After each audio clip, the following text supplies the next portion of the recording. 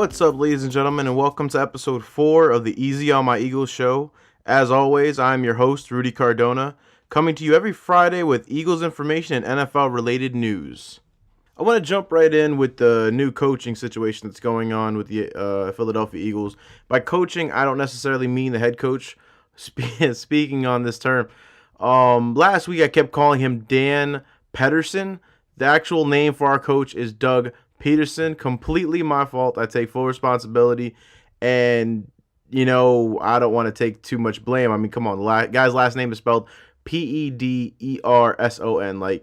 I guess I should have looked it up, but I mean, if you're reading it right off the paper, it looks like Pederson, not Peterson, but that's just me. Anyway, talking about coaching staff situations and changes, I wanted to talk about the offensive coordinator, the defensive coordinator, and the quarterback's coach for the Eagles coming up this new season. Jumping on to the defensive coordinator that we hired is Jim Schwartz, the former head coach of the Detroit Lions. Now, when I say former, I mean obviously before Jim Caldwell, the current coach, and who had a long tenure there while they were kind of up and down with their Matthew Stafford and Megatron situation that was going on over there. What do I think about the situation? I think it's a great choice, actually. Jim Schwartz, even though he's been in the league, he's been under Bill Belichick in the past. He knows his defense. The one thing you could definitely talk about Detroit when he was the head coach there was that the defense was definitely top notch. I mean, that's when they had Ndamukong Suh, and they were really sacking the quarterback and bringing up the numbers. The secondary has always been a situation in the Lions organization, whether it be under Jim Schwartz or any other coach for that matter, but that's a whole different story. I honestly think Jim Schwartz is a great pick. I mean, he worked under Bill Belichick, definitely knows how the NFL works. He's been around the NFL for a long time, and I think Doug Peterson is definitely working on bringing experienced coaching options to the Eagles organization. And not just in the sense of bringing experienced coaches, but also giving coaches a second chance. Like, these guys have NFL experience, but at the same time, Jim Schwartz obviously would love to be a head coach again for another organization, and maybe this is his chance to take a defense, bring it to another level, and try and get his glory back of being a head coach in some situation or another. But I mean, for the pieces that we have on defense that we have already, I think Jim Schwartz actually has the ability to bring us up to another level. As always, I'm always going to be concerned with the secondary situation that we have going on, losing Nolan Carroll and losing Walter Thurman in free agency. But as the weeks go by, we'll be able to see if Doug Peterson is really going to keep them around, find a way to pay them, or do something with that. But Jim Schwartz definitely has a good head on his shoulders. Very calm, very collected. Except for that one situation where he got into an altercation with Jim Harbaugh. But then again, that is Jim Harbaugh. But other than that, Jim Schwartz is definitely, very mellow. Because of his experience, I think the players will definitely have a respect for him. Having his experience under Bill Belichick and being a head coach, he's going to have this presence about him that's probably going to demand, the best out of his players. So I honestly think that that's a great thing.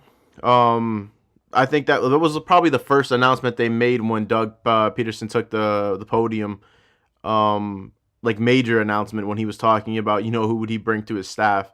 And I honestly think this is a great pick.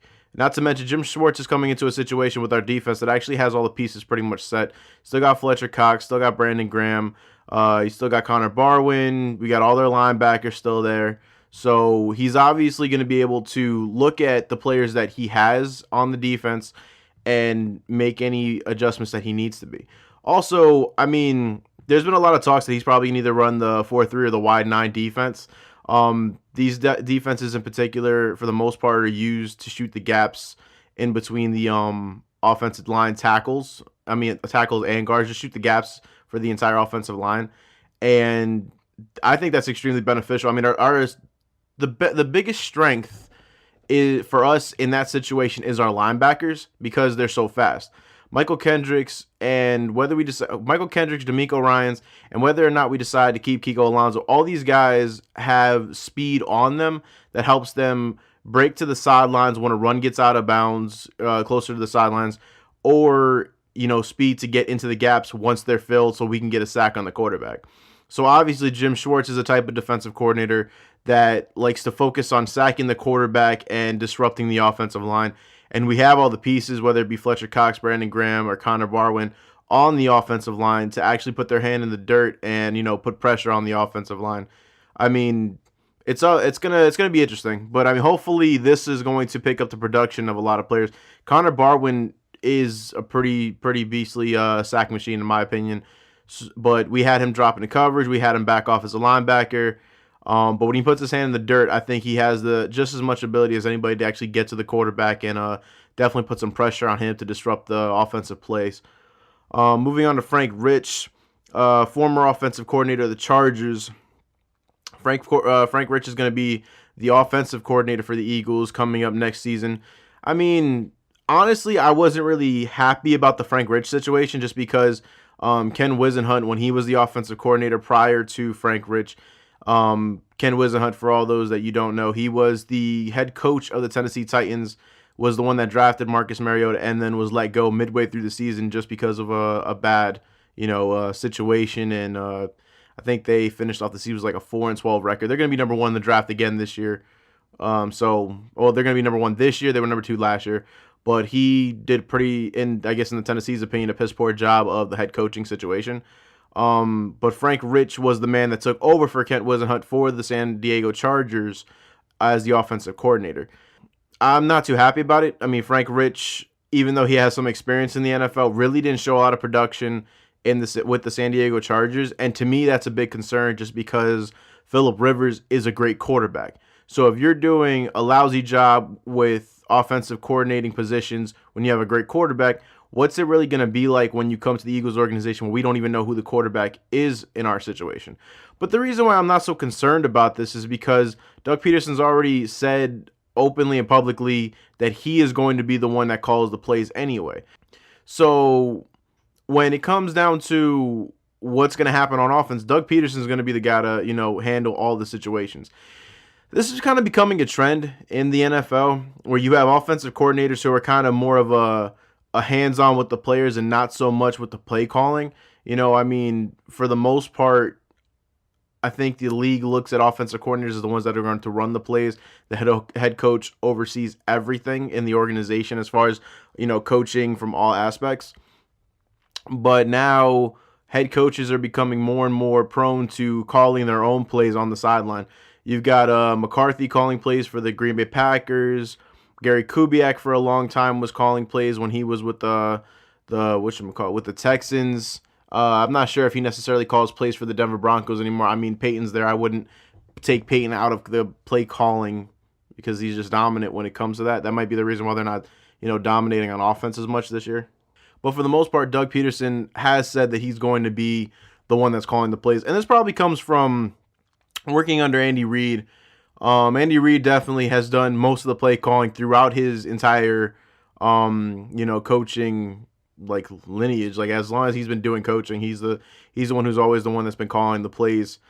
He's definitely been the one calling the plays in Kansas City. When they asked Doug Peterson how often he called the plays in Kansas City, he responded that for the whole second half of the season with Kansas City, that he was calling the plays for the second half of each game past the Steelers game.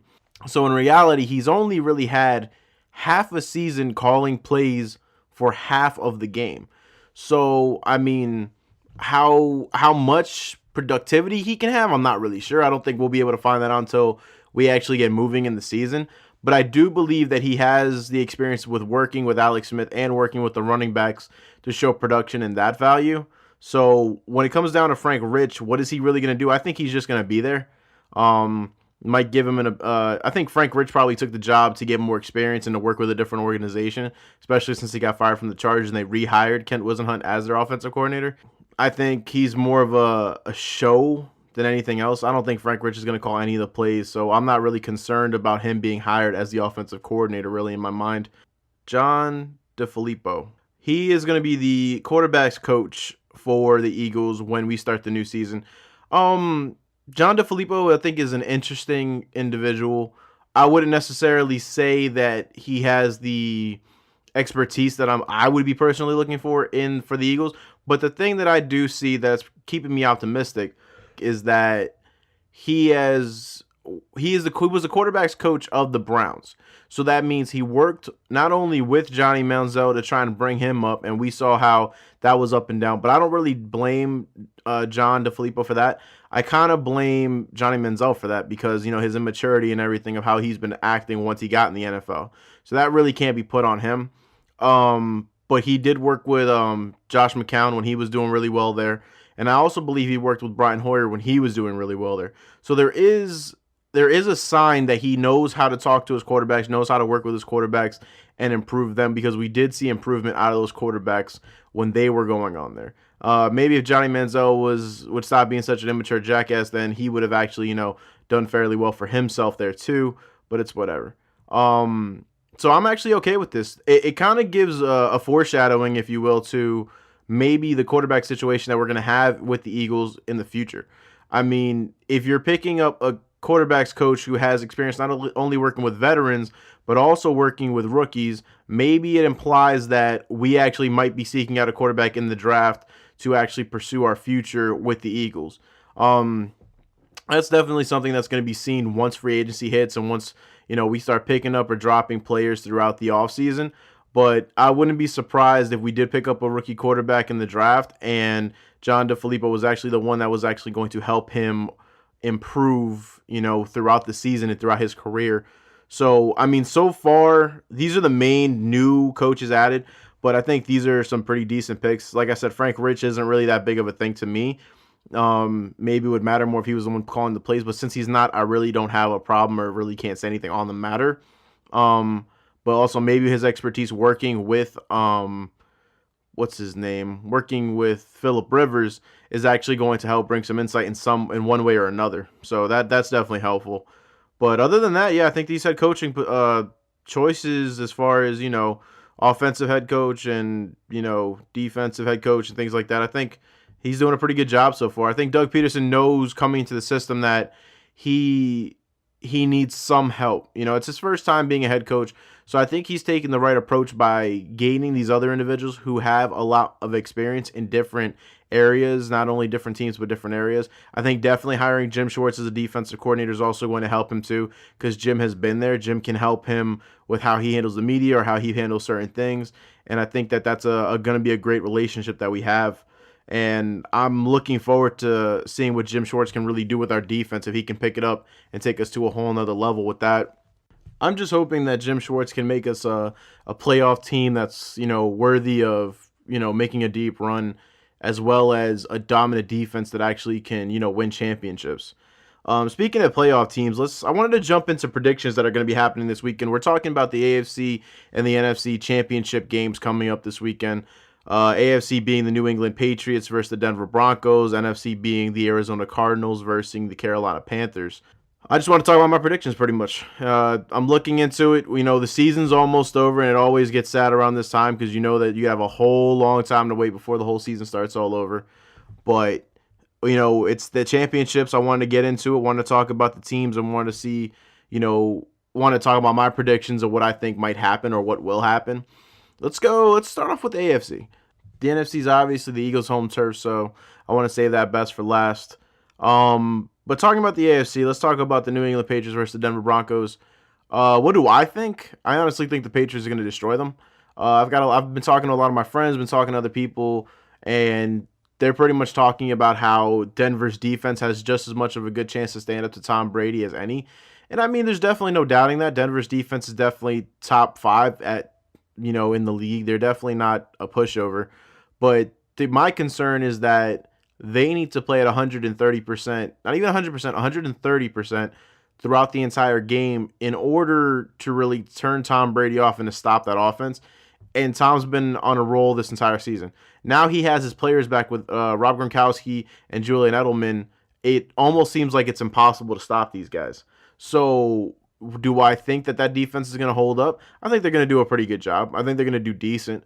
But I don't think that Peyton Manning is going to be able to keep up with Tom Brady if Tom continuously scores and gives the ball back to the Broncos on a scoring play rather than a 3-and-out. Nothing against Peyton Manning. He's one of my favorite players of all time. I think he's great. but it's just getting to that point right now where he's not producing on offense.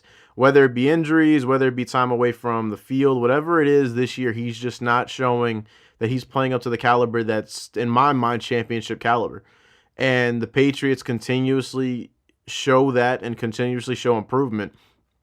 And as long as Tom Brady can get the ball down the field and as long as Tom Brady can score against the Denver Broncos, if the Denver Broncos are constantly having their back against the wall against scoring plays against the Patriots, I don't think they stand a chance. I'm not expecting a blowout by any means, but I'll expect like a touchdown or 2 touchdown deficit at the end of the game.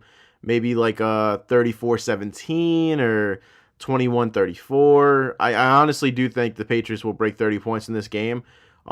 Just because I think Peyton's going to pull a couple 3-and-outs, or he's just not going to be on, the right pace with the offense to actually, make some productivity and score some touchdowns.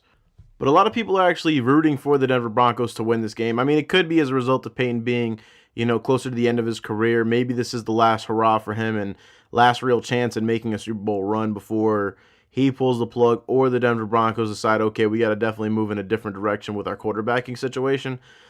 But, I mean, last week they versed Pittsburgh, which was down Antonio Brown and was down D'Angelo Williams, and, they barely walked away with a win, in my opinion. So for them to come to against, probably the best team in the AFC with all their offensive weapons, I really don't see how it's going to be a match, made in heaven for the Denver Broncos. I honestly think that they're going to have their backs against the wall for the most part, unless Peyton can really pull this one out of his ass and really, score continuously or show that life that he still has in him. It's just not going to go in his favor. And I honestly think if they don't win at this point, either Peyton should pull the plug or the Denver Broncos should just relax and, think about their options in the future. Brock Osweiler is okay, but I don't really think he's the franchise quarterback they're looking for that's going to keep them in playoff contention. So we'll see. We'll definitely see how that's going to go with Peyton and the Broncos and whether or not, it goes their way. New England, like I said, is just looking dominant. These guys left the Super Bowl last year and just haven't stopped. The only reason they were really losing a bunch of consecutive games throughout the season was just because Gronkowski was hurt for a little while. Julian Edelman was down. I mean, they lost their running back to an ACL tear. They've been injured for the most part all around the field on offense and defense. So it's going to be interesting to see what these guys look like, well rested and ready to go this Sunday. And if nobody gets injured, and I tell it to any of the Patriots fans out there and the ones that I know personally, if you can keep Gronkowski and Julian Edelman healthy for this next game going into the Super Bowl, if you win, then I don't really see too much of a problem. But the thing is that I'm going to keep an eye close on Julian Edelman and Rob Gronkowski to see if either one of them gets injured, because I'll tell you right now, if either one of those players goes out in this next game, it's going to be a completely different Super Bowl game, whether or not they play or whether or not they're injured. So keep a close eye on that. Moving on to the NFC East. Sorry, it's NFC East. I'm a little focused on my team as always. Moving on to the NFC Championship game with the Arizona Cardinals versus the Carolina Panthers. I think in my opinion, this would be my Super Bowl. I love both what the Arizona Cardinals show and represent, and I love what the Carolina Panthers show and represent. Both of these teams are extremely talented, in my opinion, and both of these teams have extremely talented coaches who have a really great love for the game and have played football, have coached for many years, and it's honestly like versing a mirror image of yourself in the way the teams fight for winning. Both of these teams have a real heartbeat for the game and really have a huge chip on their shoulder and pride, because they have made it to the playoffs on a few occasions, and there's this chip that they have made it that far but haven't made it to the Super Bowl game where they really want to be at and really dominate. And that's definitely something that they're fighting for. I mean, we saw that last week with the Arizona Cardinals when Larry Fitzgerald caught that pass, in the overtime game and just took off running like he wanted to just win the game and seal it right there. I mean, this guy was running for the Super Bowl pretty much. This guy did not want to go down by any means. And I think that's a prime representation of how these teams fight. I honestly think that they both are going to go at it head to head. And I honestly think that, there's going to be a lot of blood, sweat, and tears coming down in this game, and the best team that wins is probably going to, have that much more of a chip on their shoulder and that much more respect going into the Super Bowl.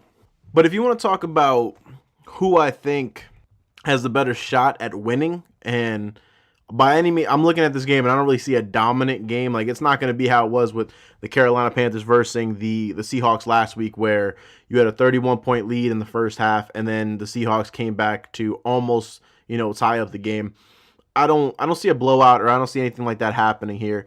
Both defenses are probably, they're top 5, just as I talked about with the Denver Broncos. And both of these defenses have been dominating and stopping plays all over the place. Carolina definitely has an advantage on their side, just because I don't really think, and except for Jared Allen, none of their players are really, major injuries on the back end to, cause a disruption on how well they'll play. The Cardinals, on the other hand, lost Tyrann Mathieu earlier in the season. I believe, it was a torn ACL, and that it hurt me to watch. I mean, I saw the ACL tear. It really didn't look that bad, but when I heard about it, I thought that was horrible. Tyrann Mathieu was dominating all over the field, whether it be interceptions or pass disruptions, but most of the time he was doing sacks like crazy. I mean, you're talking about bringing one of your key safeties down onto the line of scrimmage and just sacking the quarterback. And that was causing a lot of disruption for quarterbacks and their situations going into playing the game. And without Tyrann Mathieu, I personally don't think that defense is going to be the same. Not only is he a leader on the defense, but he's so young, he's got a lot of energy, and he keeps the fire going on that defense. Now, when you're talking about how I think both these teams are going to fare, I think the Arizona Cardinals are going to struggle a little bit. But the only reason I think that is because, I still don't know the severity of Carson Palmer's finger. They're trying to downplay it. Carson Palmer's finger's messed up. He was wrapped up earlier, less wrapping last game. But if you really look back at that game, his throws were pretty off in the beginning of the game. I mean, he started getting it together, as the game progressed and he started settling down a bit. But I think that's going to be a problem, because if the Panthers come out like shooting the same way they did against the Seahawks, early and strong and fast, then that's going to be a real problem, because I can see that the Carolina Panthers would get a jump on the scoring lead against the Cardinals if Carson Palmer can't keep up, or if he throws some unnecessary interceptions. And I think that's what's going to end up happening. I think that the end result is going to be the Arizona Cardinals are going to get, they're going to lose as a result of Carson Palmer's finger, or, ill-placed throws, or whatever it may be. Not to mention, they're still facing their own injuries too. I mean, David Johnson, as a running back, is doing a great job, but you lost Chris Johnson earlier in the season, who was pretty much dominating for you, and he was such a key factor that the defense had to focus on him. But at the same time, David Johnson's not a pushover. I mean, David Johnson's definitely, he's been warranting a lot of coverage. He's definitely had the defense to keeping an eye on him. And for a rookie, he's doing a great job. I'm not going to lie. Like, it's going to be interesting to see next season whether or not they decide to keep Chris Johnson, because David Johnson's actually been dominating. And he was definitely a big fantasy pickup. I didn't pick him up, sadly, but from what I saw, he was dominating. And we're going to see. The only thing is, like, the running games against the Carolina Panthers have not been that successful. I mean, Beast Mode went up against that defense and barely did anything. And same thing goes for any of the other running backs that are on the Seahawks. So can I really say anything about David Johnson? I mean, he's definitely younger. He's definitely healthy. But at the same time, is he going to dominate that defense? And honestly, I don't think so. And Cam's playing out of his mind. And Cam Newton talking about, I'm jumping back and forth, but let's go to the Panthers right now, talk about Cam Newton a little bit. Cam's stepped up in my mind. For the longest time, I really thought Cam was a one-trick pony. I really thought that he hit a ceiling in his career and his passing game, and I thought that he was always going to be like that Andy Dalton, where he was going to get to the playoffs, but he wasn't really going to do much with it. And honestly, personal opinion here, I really thought that his vision was shit. I would see him throwing balls unnecessary areas. I would see wide open receivers and him not focusing on them. And then if it doesn't come down to that, when he's in the red zone, he just runs it himself. And he's been changing it up this year. And I honestly think that comes as a result of Kelvin Benjamin, is pretty much his number one wide receiver, getting injured. Kelvin Benjamin tore his ACL in the beginning of the season. And I think honestly that that is what contributed to Cam's success and growth this year. Because without your number one wide receiver, it forces the quarterback to have to pass the ball around to all his other wide receivers. And I honestly think that that was a key factor for Cam in his growth. Not to mention, Jonathan Stewart's been running really, really strong. And they, even when he was probably healthier a little earlier, they saved him for the playoffs. And he was just going crazy against the Seahawks defense last week. And if he's doing that against that type of defense that has one of the best dominating defensive lines and linebacker crew, I honestly think that Jonathan Stewart can have a really good day too. Honestly, what it's going to come down to for both of these teams is going to come down to defense. If the Cardinals defense can step up and stop Cam Newton on his running and or his passing game, then it's just going to be a wrap for them. But it's going to be a really hard challenge, especially because Cam likes to run with the ball when he sees, free space. So it's really going to come down to the defenses, and we're going to see which defense, as they say, which defense is going to win the championship. Because they always say, and as I always say it, defense is what wins championships. And when you're looking at these teams and you're looking at, well, before I get to that, so by saying that, by giving my point on the Arizona Cardinals and by giving my point on the Carolina Panthers, I honestly think it's going to end up being the Panthers in the Super Bowl. So my ideal Super Bowl game would be the Carolina Panthers versus the New England Patriots. And I'm happy, but I'm saddened by this just because the Patriots have made it to the Super Bowl so many times. You kind of wish another team would make it there. But at the same time, how many of us can say that in our lifespan we really saw this? You know what I mean? I'm 25 years old, and when I was younger, I didn't get a chance to watch, the Cowboys dynasty coming up in the early 90s. So for me, to see the Patriots dynasty is what I will contribute to my life as the dynasty that I grew up watching. That the Patriots will always be, in my mind, the best team that I ever saw play. Now, does that mean I want them in the Super Bowl? Not necessarily. I mean, they've had their shot. They've been here plenty of times, and these guys are just dominating the league, and it's fucking annoying after a while. So if it comes down to the New England Patriots and the Carolina Panthers making it to the Super Bowl, who do I want to win? I honestly want the Carolina Panthers. That might be because I'm an NFC East. From the NFC East, you went with the Eagles and everything like that. But I also look at that team and I think about the players who have been in the league for a long time and haven't been to the Super Bowl. I look at Greg Olsen. I definitely think he deserves it. I look at Jared Allen, even though he's kind of injured right now, I think he definitely deserves it. If Cam's worried about whatever it may be, I feel like this will be Cam's ability to solidify that, this new generation of quarterbacks or new generation of players is stepping up and they're ready to go in there and he's ready to win. So I think if Cam gets it, I'll be extremely happy for him just because we'll start to see new teams and we'll start to see that fire, because my hope is that the Panthers can go on that type of run the Seahawks did where they won the Super Bowl and they kept on fighting and going through. So those are my predictions. My predictions are the New England Patriots beating the Denver Broncos probably 34-27, 34-21, and the Arizona Cardinals versus the Carolina Panthers. I'd say that game is maybe 20-27, somewhere around there. It's definitely going to be a close game. Don't necessarily know how close, but it's going to be interesting to see with that. Moving on, to teams, and I'm going to step away from the playoffs for a little bit and talk about a new situation that's going on right now. And I want to talk about the hiring of the first full-time assistant coach female in the NFL. First full-time female assistant coach, Catherine Smith. Catherine Smith is going to be the first full-time assistant female for the assistant female coach, for the Buffalo Bills. Rex Ryan definitely went out of his way to hire her. She's going to be the quality control special teams coach for the Buffalo Bills coming up. And this is a big thing. This is the first time last season, or the season that we're currently in, we did see Bruce Arians, temporarily hire a female coach for his linebacking crew, just to motivate them and talk to them and whatnot. But this is groundbreaking. This is historical in a sense, because it's the first time we're seeing a female, come into the NFL as a head coach in not a head coach, but in a coaching position one way or another.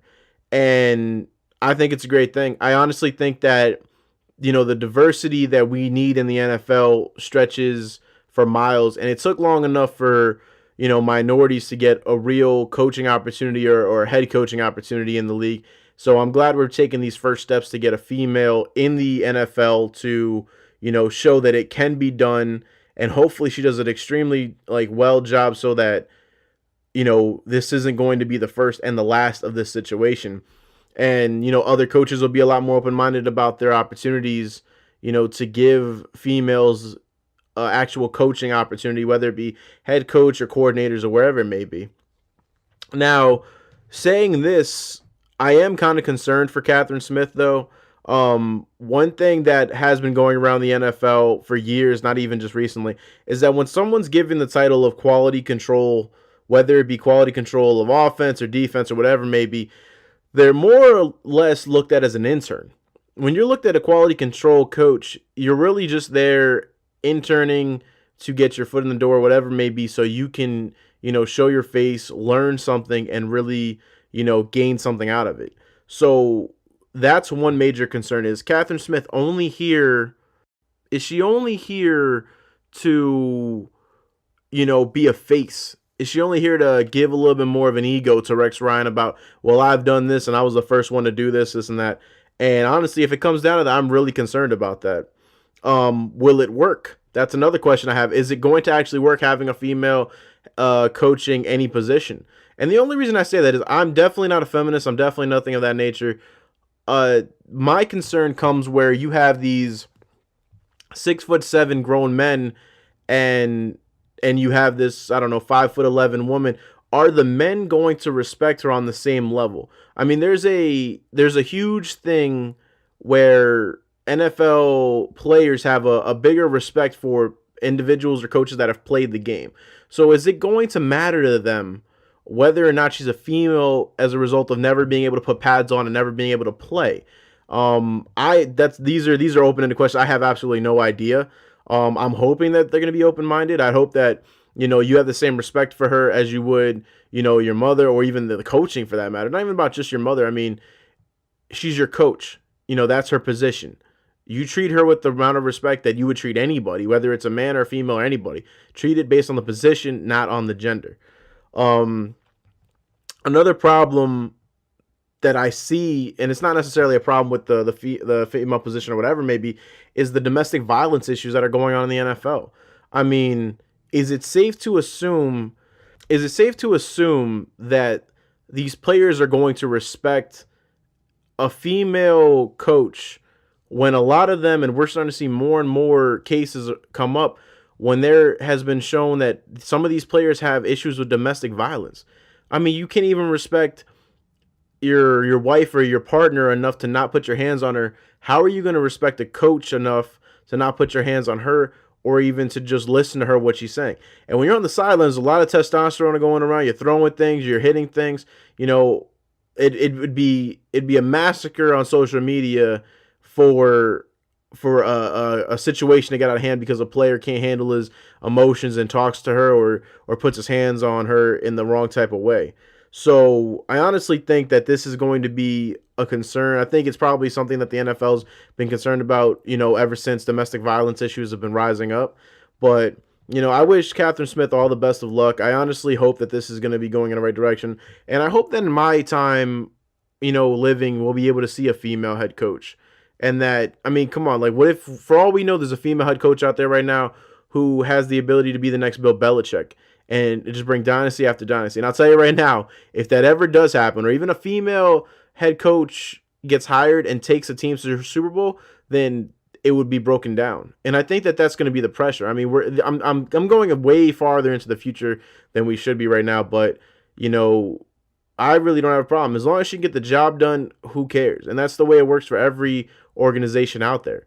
You bring a female coach. Next thing you know, that special teams becomes the best special teams in the league. Maybe someone else hires her as a coordinating position, or maybe they hire a different female as a coordinating position. Who knows? But I just want to give it up to Catherine Smith. I want to give it up to Rex Ryan for pulling the trigger on this move, and I want to give it up to the Buffalo Bills. for definitely allowing Rex Ryan to make this move and showing their support throughout the entire thing. History was made and we were a part of it. And, it's just great to see it. It's great to see where it's going, and hopefully we'll see a lot more of it. That about wraps it up for episode 4 of the Easy on My Eagles show. As always, I'm your host, Rudy Cardona. And if you like this podcast, please subscribe, leave any comments, respond to me on Twitter at EasyOnMyEagles. And as always, guys, please, please, please take it easy on my Eagles. No, seriously, take it easy.